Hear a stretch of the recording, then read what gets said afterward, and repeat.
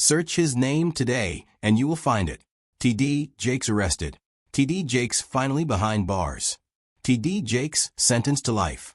Thumbnails with red arrows, mugshot-style photos. All caps text screaming that one of America's most famous preachers is done, locked up, gone forever. None of it is true. T.D. Jakes has not been arrested. He has not been charged with a crime. He has not been sentenced. He has not spent a single night behind bars. As of 2026, he is still preaching at the Potter's House in Dallas, still leading a congregation of thousands, still walking free. And yet millions of people believe otherwise, because the internet decided his guilt long before any court did. This is the story of how that happened. Not the story of a scandal that was proven, but the story of a rumor that was manufactured, amplified, and monetized, and what it says about the world we now live in, where a headline can travel around the globe before the truth has even finished tying its shoes. To understand how T.D. Jakes arrested became one of the most searched phrases connected to his name, you have to go back to February 2024. That is when producer Rodney Lil Rod Jones filed a federal lawsuit in New York against Sean Diddy Combs, seeking $30 million in damages. Jones's filing did not name Jakes as a defendant. It did not accuse him of a crime. What it did was reference audio recordings in which Combs allegedly discussed leveraging his relationship with Jakes to soften the fallout from a separate sexual abuse lawsuit filed weeks earlier by Cassie Ventura. That single reference was enough. Within days, Jakes' name was sitting next to Combs's in headline after headline, even though the actual legal claim made no allegation of wrongdoing by Jakes himself. For a media ecosystem built on speed rather than accuracy, that distinction did not matter. A famous pastor's name had touched one of the biggest scandals in entertainment history, and that was the only ingredient the algorithm needed. Within days, YouTube channels with names built for virality started uploading videos claiming Jakes had attended Combs's so-called freak-off parties. Thumbnails showed doctored images and dramatic red text. Some videos claimed inside sources. Most cited nothing at all. None of them offered court documents, sworn testimony, or verified reporting. What they offered was a story people were primed to believe, delivered with the visual grammar of breaking news. There is a reason rumors like this move faster than corrections ever can, and it has less to do with T.D. Jakes specifically than with how modern platforms are built. Shock content performs. A video suggesting a beloved public figure has fallen from grace triggers curiosity, outrage, and the urge to share, all of which are the exact signals recommendation algorithms are designed to reward.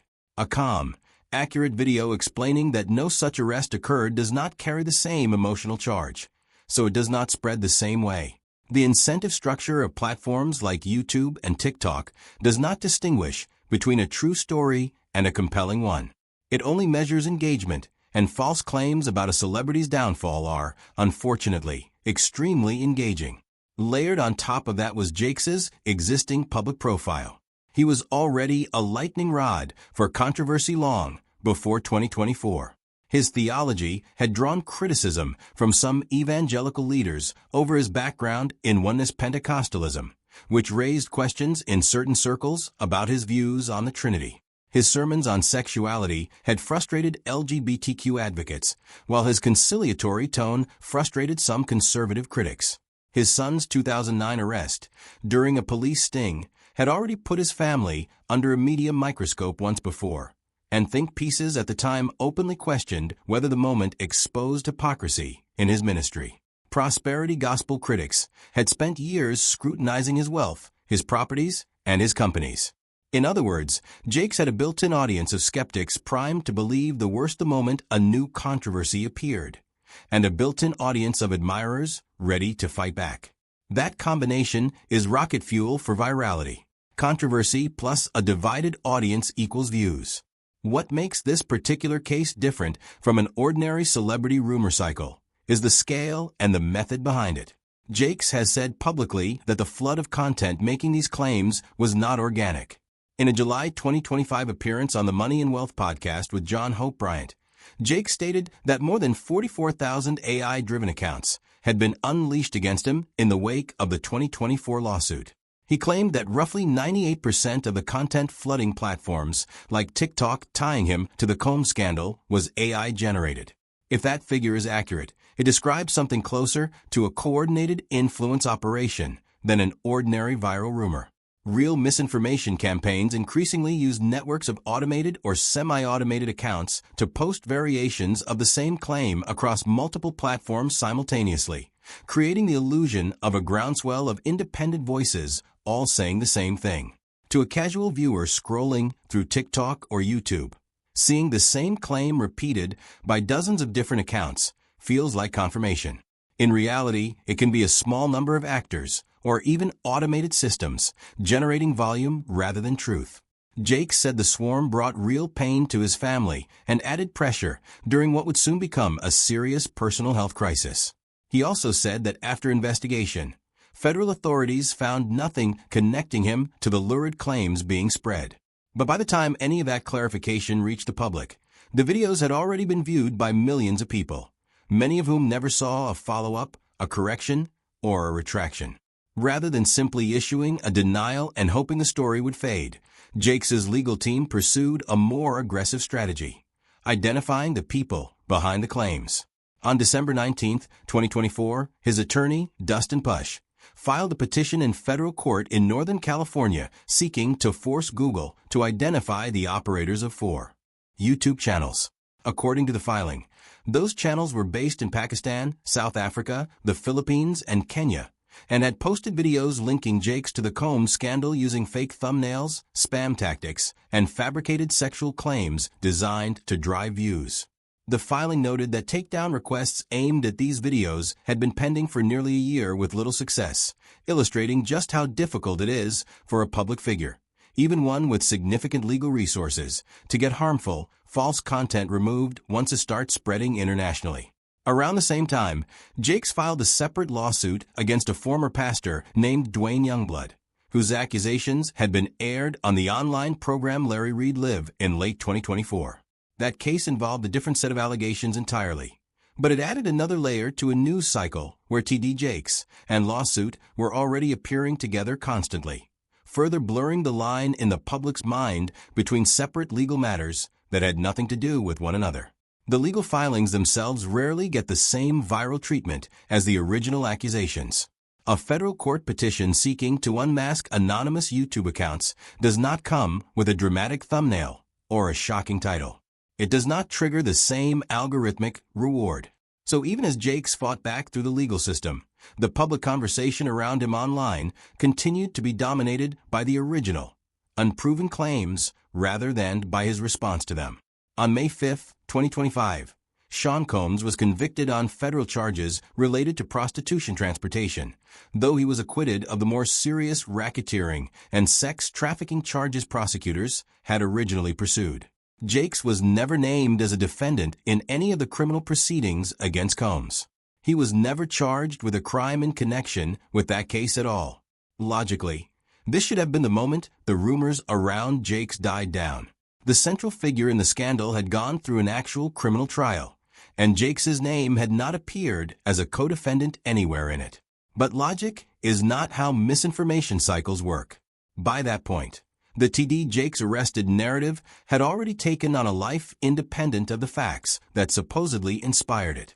New videos kept appearing with new claims, that his son had confirmed rumors online, that he had been arrested for fraud, that a completely separate pastor named Gino Jennings had filed a lawsuit that somehow proved his guilt. Each of these claims traces back to nothing, no court record, no verified news report, no statement from any law enforcement agency. They are simply new packaging for the same unfounded story, repackaged every few months to catch a fresh wave of algorithmic attention. Fact-checking outlets tried to intervene. Independent fact-check articles published in the wake of the original 2024 rumors confirmed plainly that Jakes had not been arrested and explicitly warned readers to verify claims like this against credible, reputable news sources rather than viral social posts. Those fact-checks exist. They are findable, but they do not have the reach of a video titled TD Jakes has just been sentenced to life in prison, and that asymmetry is precisely the problem. To his credit, And in a move that stands out in an era where public figures often let their legal teams do all the talking, Jakes did not hide from the conversation entirely. On June 25, 2025, he directly addressed one specific detail that had been circulating: whether he had ever attended any of Combs's parties at all. He confirmed that he had briefly stopped by a birthday party for Combs, staying for roughly 30 minutes with staff members present, sometime around 2 p.m. He was direct in denying any involvement in criminal or sexual activity of any kind. That kind of specific, on-the-record admission and denial together is unusual, and it matters. It shows a public figure trying to separate a mundane, verifiable fact, a brief appearance at a birthday party, from the much darker and entirely unproven claims that had metastasized around it online. But even that clarification struggled to outrun the earlier, more sensational claims. A spokesperson had already called the broader allegations false and baseless as far back as August 15, 2024. Correction after correction went out. None of them traveled as far or as fast as the original lie, because that is simply not how virality works. A false claim gets a head start measured in months. A correction gets a footnote. While all of this was unfolding, Jakes's body was under its own kind of siege. On November 24, 2024, during a Sunday service at the Potter's house, Jakes preached for roughly 90 minutes before suddenly collapsing in his chair while praying. The moment was captured on video and spread widely, this time for reasons that had nothing to do with fabricated scandal and everything to do with genuine concern. He could be seen shaking and dropping his microphone as staff rushed the stage. Months later, in a March 26, 2025 interview with Craig Melvin on Today, Jakes revealed the full picture. He had suffered a massive heart attack caused by a clot blocking blood flow to the right side of his heart. He told Melvin that adrenaline had carried him through the sermon without him realizing how serious the situation was until he was already in the ambulance, and that doctors told him 5 minutes further delay could have been fatal. He had experienced none of the classic warning signs people are taught to expect: no crushing chest pain, no numbness, which made the near miss even more unsettling in hindsight. His legal team has directly connected the stress of the ongoing accusations and viral misinformation to the physical toll that led to that collapse. Whether or not a causal link can ever be proven in a medical sense, the timeline itself tells a story. A man fighting off a coordinated flood of fabricated claims about his personal conduct, in the middle of separate and serious sexual abuse allegations from the Youngblood brothers, all while carrying the ordinary pressures of running a massive ministry. And then, in the middle of that storm, his heart nearly stopped on a stage in front of thousands of people and a live stream audience far larger than that. It is worth pausing here to untangle something the internet has spent 2 years tangling up. There are, in reality, 2 entirely separate threads involving T.D. Jakes since 2024, and much of the confusion, and a great deal of the traffic driving these viral videos, comes from conflating them into one story. The first thread is the Diddy-adjacent rumor mill, unverified claims about parties, secret behavior, and guilt by association stemming from one sentence in someone else's lawsuit. No court has ever found Jakes connected to criminal conduct in that case. No charges were filed against him. The FBI, according to Jakes's own account, found nothing tying him to those claims. The second thread is the Youngblood allegations, which are a real and separate legal matter. Dwayne Youngblood, a registered sex offender, alleged in televised interviews in late 2020 that Jakes made unwanted advances toward him decades earlier, in the mid-1980s, when Youngblood was a teenager. His brother Richard added a further account in a January 2025 affidavit describing an incident during a church trip sometime between 1986 and 1988. Jakes's team has firmly denied these accounts and characterized them as an extortion attempt, pointing to a November 15, 2024 demand letter requesting $6 million before the allegations went public. Jakes filed a defamation lawsuit against Dwayne Youngblood the day after his health collapse. These are civil allegations, not criminal charges, and they remain contested in court rather than resolved. But when a headline compresses, T.D. Jakes accused of decades-old misconduct by 2 brothers, and T.D. Jakes randomly linked to Diddy's parties by an unrelated lawsuit into a single blur of T.D. Jakes scandal, It becomes almost impossible for an average viewer to tell which claims have any legal weight behind them at all, let alone which ones, if any, have actually been proven. Clarity is not what drives clicks. Conflation is. The T.D. Jakes case is not really unique to T.D. Jakes. It is a case study in how modern misinformation works, and the mechanics apply just as easily to a politician, a business leader, or an ordinary private citizen who suddenly finds themselves at the center of an online storm. First, proximity gets treated as proof. Being named in someone else's lawsuit, attending the same event as a controversial figure, or simply sharing a headline with someone accused of wrongdoing is not evidence of guilt. But online, proximity often functions exactly like guilt in the public's mind, because most viewers do not click through to read the underlying legal filing. They read the headline and move on, and the headline is often engineered to imply far more than the facts support. Second, volume simulates credibility. When someone sees the same claim repeated across dozens of videos and accounts, their brain treats that repetition as independent verification, even when the repetition is coming from automated systems, copycat channels chasing the same trending keywords, or a coordinated campaign rather than genuinely separate sources doing their own reporting. Third, corrections cannot outrun accusations. Every fact check, every legal filing, every on-the-record denial in this story was real, documented, and available to anyone who looked for it. None of them matched the reach of the original false claims, because platforms are not built to reward accuracy. They are built to reward attention. And a debunking video will almost never generate the same visceral reaction as the original shocking claim it is correcting. Fourth, once a narrative takes hold, it becomes self-sustaining. Fresh videos on this topic keep appearing years after the original story, recycling the same unproven claims with new titles and thumbnails, because the audience for T.D. Jakes' scandal content already exists, and creators know exactly how to feed it. It no longer matters whether new facts have emerged. The rumor has become its own genre. Strip away the noise, and here is what is actually documented on the record, and verifiable through court filings and mainstream reporting as of 2026. T.D. Jakes was named, but not accused of a crime, in a lawsuit filed by Rodney Jones against Sean Combs in early 2024. He was never charged criminally in connection with that case.